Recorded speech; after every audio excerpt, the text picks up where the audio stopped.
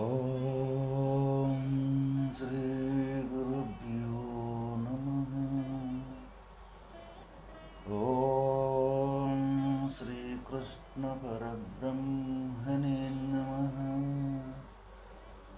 ఓం శుక్లాంబరధరం విష్ణుం శశివర్ణం చతుర్భుజం ప్రసన్నవదనం ధ్యాయేత్ సర్వవిఘ్నోపశాంతయే. శ్రీ భగవద్గీత. సాధ్య వస్తువును అపేక్షించువాడు సాధనను తప్పక చేయవలను గనుక సాధ్యమగు మోక్షమును భగవత్ సాయుజ్యమును కాంక్షించువాడు తత్సాధనమగు బుద్ధియోగము అంటే జ్ఞానయోగమును దానికి కారణభూతమగు నిర్మల భక్తిని తప్పక సంపాదించవలనని ఈ శ్లోకము ద్వారా వ్యక్తమగుచున్నది. భక్తి సులభ సాధ్యమైనది గనుక ప్రథమమున సర్వులను దానినే ఆశ్రయించి తద్వారా భగవత్ కరుణచే జ్ఞానమును పొంది మోక్షభాగులు కావలేను. తేషామేవానుకంపార్థమహమజ్ఞానజం తమః నాశయామ్యాత్మభావస్తో జ్ఞానదీపేన భాస్వత. అట్టి వారలకు అట్టి భక్తులకు దయజూపుట కొరకు నేను వారి అంతఃకరణమునందు నిలిచి ప్రకాశమానమగు జ్ఞానదీపము చేత అజ్ఞానజన్యమగు అంధకారమును నశింపజేయుచున్నాను. ఎవరైతే నిరంతరము నన్నే కొలుచుచు నన్నే సేవించుచు నాయందే భక్తిని ఉంచి నా కొరకే వాళ్ళు జీవన విధానాన్ని గడుపుతూ ఉంటారో వాళ్ళకి ఈ బుద్ధియోగము అంటే జ్ఞానయోగము వాళ్ళకి తప్పనిసరిగా ప్రసాదించెదను అని భగవానుడు మనకి ఇక్కడ హామీ ఇచ్చుచున్నారు. నిరంతరము ప్రీతిపూర్వకముగా తన్నే సేవించు వారికి ఈ జ్ఞానమును ప్రసాదించినని మనకి కిందటి శ్లోకమునందు భగవానుడు తెలియజేసేది. ఎందుల కట్టే బుద్ధియోగము అతని కొసంగును ఆ కారణమిచ్చట తెలియజేయబడినది. సదా అతనిని గూర్చి చింతించుచు భక్తుల ఎడల భగవానునకు కనికరము కలుగును. తత్ఫలితముగా వారికి ఏదైనా ఉపకారము నొనర్పవలనను కుతూహలము జనించును. వారిని అనుగ్రహించిన వాడై ప్రపంచములో గల సమస్త పదార్థముల కంటెను విలువైనదేదియో విచారించి దాని వలన జీవునకు భగవత్ సాక్షాత్కారము నిరత చయానందరూప కైవల్యము సంప్రాప్తించును. అట్టి తత్వ విచారణయే జ్ఞానము. ఇక్కడ సదా అతనిని గూర్చి చింతించుచు ఎవరైతే భగవంతుని గూర్చి నిరంతరము చింతించుచు ఆ భగవంతున్నే సేవించుచు భగవంతుని ద్వారా ఈ సమస్తం మొత్తం కూడా జరుగుతూ ఉన్నదని అపాతరమైన భక్తి శ్రద్ధలు ఎవరికైతే కలుగుచున్నవో వారి మీద భగవానునికి కనికరము కలుగును అని మనకి ఇక్కడ తెలియజేయటం జరుగుతూ ఉన్నది. అయితే కనికరము కలుగునే అని చెప్పి వారికి ఏదైనా ఒక ఉపకారం చెయ్యాలి అని తను కుతూహలము జనించును. వారిని అనుగ్రహించిన వాడై ఈ ప్రపంచములో గల అన్ని వస్తువుల కంటే ఏదైతే మనం విలువనిచ్చి ఒక విలువతోటి ఇది గొప్పది, ఇది ఒకదానికంటే ఒకటి ఇది గొప్పది అని మనం నిర్ధారణ చేసి ఈ ప్రపంచంలో ఎన్నుకోబడుతూ ఉంటామో, ఆ ఎన్నుకోబడిన వస్తువులు అన్నింటికంటే అంటే ప్రపంచం అంటే ప్రపంచంలో గల సమస్త పదార్థములు కానీ సమస్త వస్తువులు ఏవైతే ఉన్నవో ఆ వస్తువులన్నింటికంటే కూడా విలువైనదేదో అది భగవానుడు దానిని జీవునకు తప్పనిసరిగా నేను నొసంగెదను అని మనకి ఇక్కడ తెలియజేయటం జరుగుతూ ఉన్నది. ఇక్కడ మన ప్రపంచంలో కూడా మనం ఎన్నెన్నో కొన్ని సందర్భాలు మనం చూస్తూనే ఉంటూ ఉంటాం.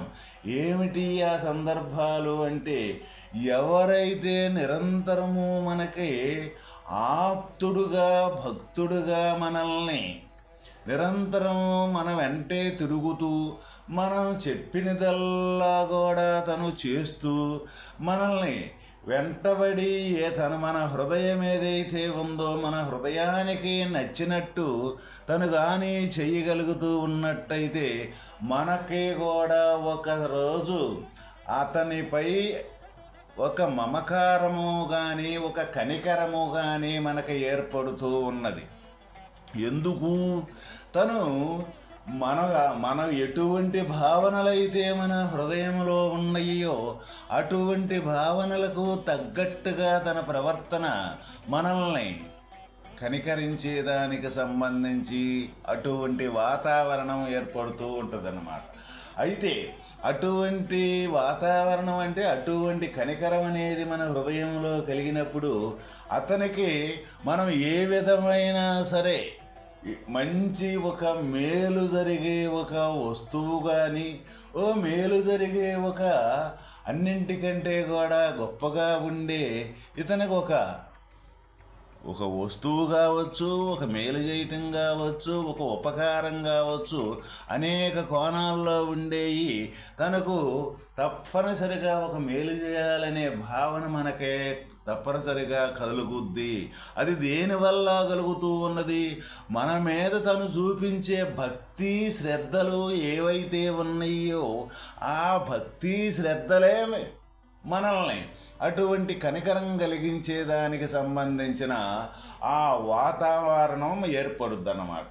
ఆ భక్తి ఏదైతే ఉందో ఆ భక్తే మనకి అటువంటి వాతావరణాన్ని చూపెట్టి తర్వాత తనకు కావలసింది కానీ తనకు ఒకటి ఏదైనా కానీ ఇనిమిక్కులుగా ఉండే ఒక వస్తువు రూపకములో కావచ్చు, ఒక మేలు చేసే రూపకములో కావచ్చు, తప్పనిసరిగా మనం తెలియబడకుండానే తనకు అటువంటి ఉపకారం చేసే పని మనం చేస్తూ ఉంటాం. ఇది లోక విదితమే. ఈ లోకంలో ఇటువంటివన్నీ ఎన్నోసార్లు ప్రతి ఒక్కరికి కూడా ఒక్కొక్క సందర్భంలో ఇటువంటి జరుగుతూనే ఉంటుంటాయి. ఎవరికి? మన ఆప్తులు ఎవరైతే ఉంటారో వాళ్ళనే ఆప్తులు లేకపోతే భక్తి అని అంటాం. అంటే మనల్ని అనుసరించి నడిచేవాళ్ళని. అదే విధంగా ఇక్కడ భగవానుడు చెబుతూ ఉన్న విషయం ఏమిటి అంటే, నిరంతరము భగవంతుని యొక్క ఆధారంతో ఈ ప్రతి ఒక్క క్రియ నేను సంకల్పం ఏదైతే ఉందో సంకల్పం కాణించి ఇంద్రియాదులతోటి చేసే ప్రతి ఒక్క పని కాణించి సమస్తం మొత్తం భగవంతుని యొక్క ఆధారంతో జరుగుతూ ఉన్నది అని దృఢ నిశ్చయముతోటి దృఢమైన భక్తి శ్రద్ధలతోటి అటువంటి చేసే ప్రతి ఒక్కటి కూడా భగవత్ సాయుధ్యముతోటే తను నడుచుకునే ఏ భక్తుడైతే ఉన్నాడో అటువంటి భక్తుడికి ఈ ప్రపంచములో గల అన్నింటికంటే మిగిలైనది ఒకటి తప్పనిసరిగా నేను ఇస్తాను అని చెబుతూ ఉన్నాడు. ఏమిటి ప్రపంచములో కల్లన్నింటికంటే మిగిలైన వస్తువు? ఈ జ్ఞానయోగము అంటే బుద్ధి యోగము. అటువంటి బుద్ధిని ప్రసాదించెదను, అటువంటి జ్ఞానయోగాన్ని ప్రసాదించెదను. అయితే ఇప్పుడు మనకి జ్ఞానం లేదా అని మనకి ఒక ప్రశ్న తయారు కావచ్చు. మనకి జ్ఞానం ఉన్నది, అయితే ఆ జ్ఞానం ఏమిటి? అది లేనిదాన్ని ఉన్నదిగా, ఉన్నదాన్ని లేనిదానిగా చూసే జ్ఞానం ఉన్నది మన దగ్గర. మరి ఏది లేదు? ఏదైతే ఈ శరీరంతో కూడుకొని ఈ ప్రపంచానికి సంబంధించిన వ్యవహారం, ఆలోచనలు, భావనలు, కర్మలు, క్రియలు ఏవైతే ఉండయో ఈ వాస్తవకంగా ఈ శరీరానికి సంబంధించినవే అవుతుంటాయి. మనకున్న జ్ఞానం ఈ శరీరానికి సంబంధించిన జ్ఞానమే ఉన్నది. అయితే ఇక్కడ భగవానుడు చెప్పే విషయము ఇది మొత్తం అజ్ఞానము అని చెబుతూ ఉన్నారు, ఇది చీకటి అని చెబుతూ ఉన్నారు, ఇది లేదు అని చెబుతూ ఉన్నారు. ఎందుకు లేదు? ఇది మరి ఉన్నది కదా, ప్రత్యక్షంగా మనం కూడా ఉన్నాం కదా, ఈ శరీరంతో మిళితమయ్యి ఈ శరీరమే నేనుగా మనం పుట్టాం పెరిగాం, ఇది మొత్తం మన గోచరం అవుతూ ఉన్నది కదా. ఇది ఏ విధంగా లేదు అని మనకి ఇక్కడ వచ్చే అనుమానానికి భగవానుడే దానికి ఇక్కడ సమాధానం అలాగ తెలియజేస్తున్నారు. ఏ విధంగా లేదు అంటే మనం చేసే ప్రతి ఒక్క కార్యకలాపాలు ఏవైతే ఉన్నాయో, మన శరీరం పుట్టక కాడ్నుంచి మనం ఇంత పెరిగి మరణించే మట్టికి కూడా చేసే ప్రతి ఒక్క ఆలోచన, ప్రతి ఒక్క క్రియ ఏదైనా సరే ఒక్క క్షణము సేపు ఉండి మరుక్షణం మళ్ళీ మార్పు చెందేదేను.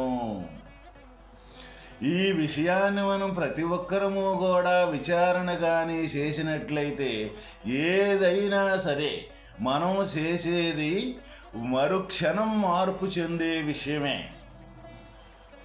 మార్పు చెందకుండా ఎప్పుడూ శాశ్వతంగా ఉండేది ఏదైనా మనం చేయగలుగుతున్నామా? దేన్నైనా మనం ఆలోచన చేయగలుగుతున్నామా? ఏదైనా ఒక సాధించగలుగుతున్నామా? అందువల్ల ఒక్క రోజుండి మరొక రోజు లేకుండా పోయేది ఏదైతే ఉందో దాన్ని అజ్ఞానము అని మనకి ఇక్కడ భగవానుడు తెలియజేస్తున్నారు.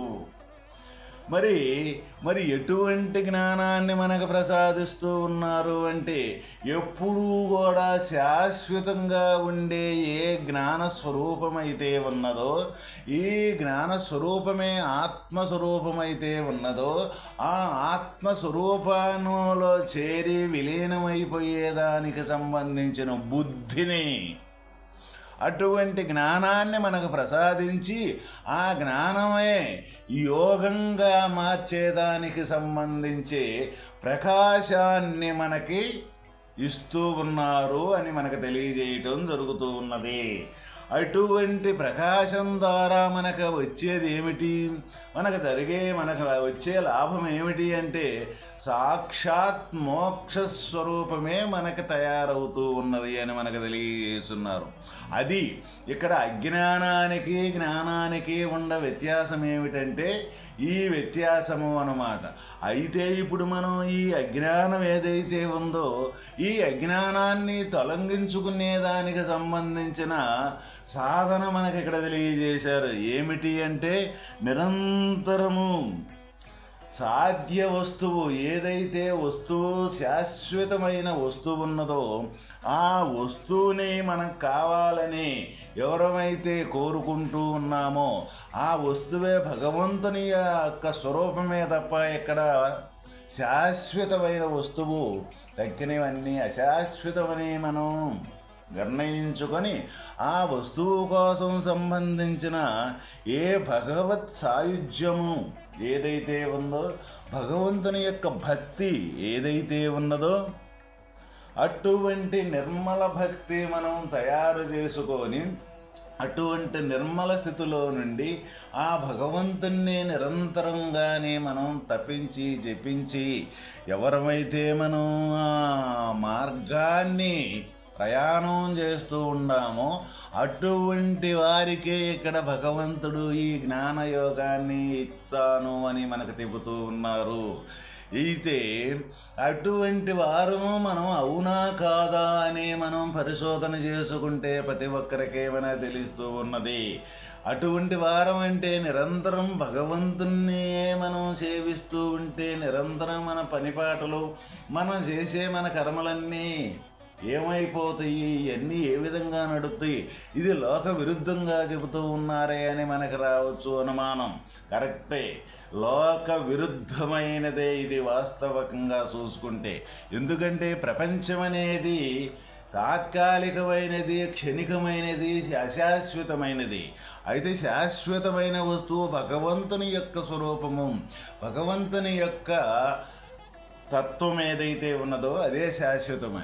మరి ఆ శాశ్వతమైన వస్తువు కోసం నిరంతరం మన భావన, మన ఆలోచన ప్రయాణం చేసేటప్పుడు మరి ఈ జీవన విధానం అనేది ఈ శరీరానికి సంబంధించిన ఏ కార్యకలాపాలు, ఈ శరీరాన్ని నిలబడేదానికి ఆకలి దప్పులు కానీ, ఈ ఆకలి దప్పులు ఏదైతే ఈ శరీరానికి సంబంధించిన కుటుంబ వ్యవహారాలు కానీ ఇవన్నీ ఉండేవి కదా ఈ లోకంలో.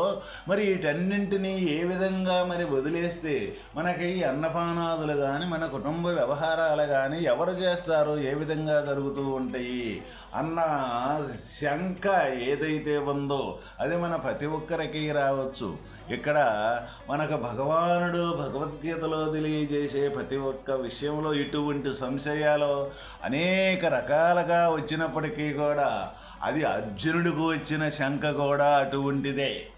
అయితే ఇక్కడ దానికి సమాధానం ఏ విధంగా చెబుతూ ఉన్నారంటే, నేను నాది అనే ఒక పరిధిని ఆపాదించుకొని ఈ జ్ఞానము శరీరం మేరకే ఉండాను, శరీరమే నేను అనుకొని ఈ శరీరంతో కూడుకున్న ఏ అజ్ఞానం అయితే ఉందో, అజ్ఞానం అంటే అనేకంగా ఒకదానికంటే ఒకటి ఒకదానికంటే ఒకటి వేరువేరుగా చూసే యొక్క విధానం ఏదైతే ఉన్నదో దాన్నే ప్రపంచము అని అక్కడ మనం తెలుసుకోవటం చాలా అవసరము. అయితే ఈ ప్రపంచం అజ్ఞానం అని ఎందుకు చెబుతూ ఉన్నారు?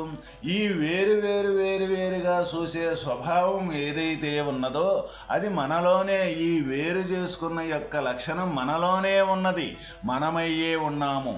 అందువల్ల అది కాదు ఈ చేసే ఏ కుటుంబ వ్యవహారాలు మొత్తం కూడా అది భక్తిమయంగా మార్చుకోవచ్చు. మనం ఏ విధంగా భక్తిమయంగా మార్చుకోవచ్చు?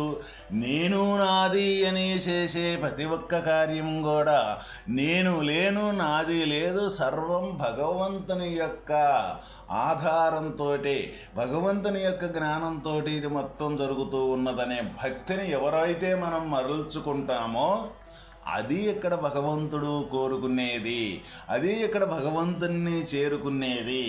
ఆ భగవంతుని ఆ విధంగా ఎవరైతే అటువంటి భక్తి ప్రవర్తనలతోటి మార్చుకొని చేసే, అంతకుముందు నేను చేసే ప్రతి ఒక్క పరిధితో ఆపాదించుకుని చేసుకునే జ్ఞానం ఏదైతే ఉన్నదో అది భగవత్ సాయుధ్యంగా మారిపోతూ ఉన్నది. ఎప్పుడైతే అది భగవత్ సాయుధ్యంగా మారిపోతూ ఉన్నదో అటువంటి వాడికి ఈ జ్ఞానం అనే యొక్క, ఈ జ్ఞాన యోగం అనే, బుద్ధి యోగం అనే దేన్ని నేను ప్రసాదిస్తాను. ఆ పద్ధతిలో ఎప్పుడైతే మనం చేయగలుగుతూ ఉన్నామో ఈ ప్రపంచానికి సంబంధించిన అనిత్యమైన భావనలు కానీ, అనిత్యమైన కర్మలు కానీ ఈ మొత్తం పటాపంచలై ఒక్కటి కూడా లేకుండా పోయి ప్రతి ఒక్కటి కూడా భగవన్మయంగా మారిపోయే యొక్క విధానం మనకు తయారవుతూ ఉంటుంది. ఎప్పుడైతే అటువంటి భగవన్మయంగా మనకు తయారవుద్దో చివరికి ఆ భగవంతుని స్వరూపంగా మారిపోయేదానికి సంబంధించిన భక్తి శ్రద్ధలో అటువంటి యొక్క స్థితి మనకు తయారయ్యేదానికి భగవానుడే కరుణతోటి అటువంటి వాతావరణాన్ని మన హృదయంలో ఏర్పడుతూ ఉన్నాడు అని మనకి ఇక్కడ తెలియజేయటం జరుగుతూ ఉన్నది. ఓం తత్.